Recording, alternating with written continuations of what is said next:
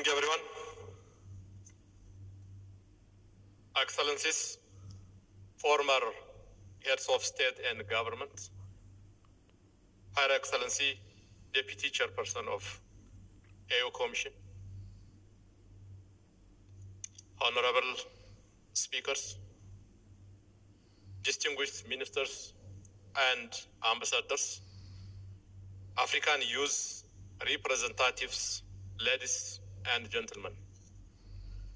On behalf of the government of the Federal Democratic Republic of Ethiopia and that of my own, I would like to welcome all of you to Addis Ababa, your second home. Ethiopia is honored to host the African Youth Leaders Summit. We are pleased to be joined by several African youth leaders from across the continent in this August gathering. We are also happy to witness the presence of former African heads of state and government in this summit who will share with us their immense wealth of experience and wisdom in Pan-African leadership. Therefore, this occasion is designed to bridge our past experience with our future leaders and to keep Pan-Africanism high on our agenda. Building upon this vision of our African founding fathers, this summit envisions to become an important continental platform to acquaint the youth across our continent with the ideals of Pan-African leadership, a concept that has a consequential value in our continent today.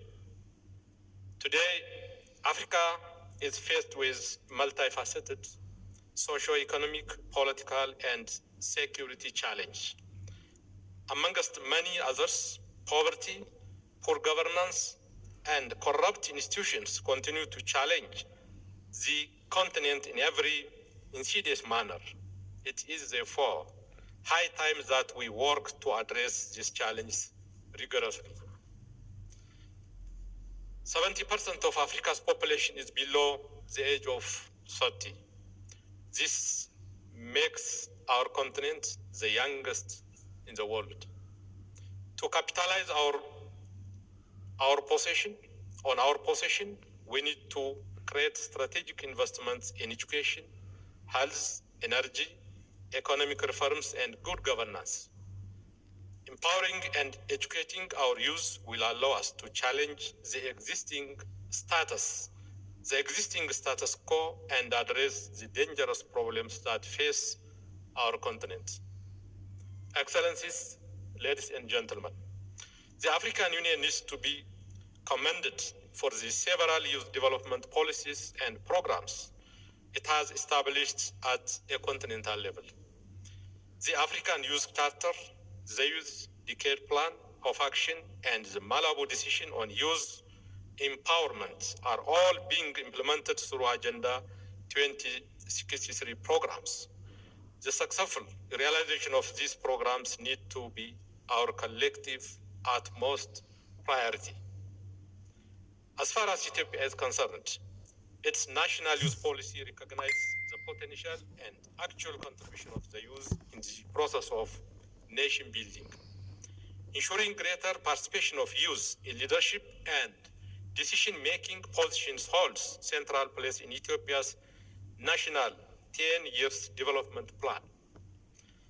The Ethiopian government recognizes that any effort to ensure peaceful coexistence, inclusive economic development, and national unity has to be youth-centered.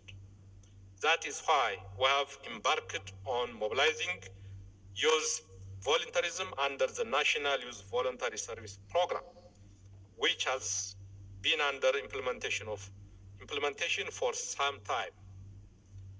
In the past 3 months alone, we witnessed the participation of more than 19 million youth under this program, with an estimated socio-economic benefit to over 49 million people.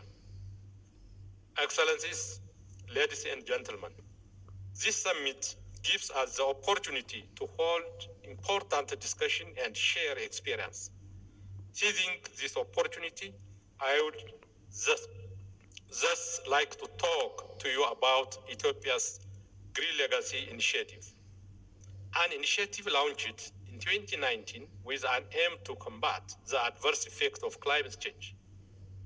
With the help of over 20 million people, mostly comprised of the youth, around 25 billion seedlings have been planted across the country in a span of 4 years. Moreover, close to 800,000 permanent and temporary jobs were created. Given its productive outcome, we believe it's appropriate and privilege for us to share the Green Legacy Initiative with all of you at this summit. We are certain that the experience we share in the spirit of brotherhood will equip all of you with the necessary information to translate this initiative in your own home countries.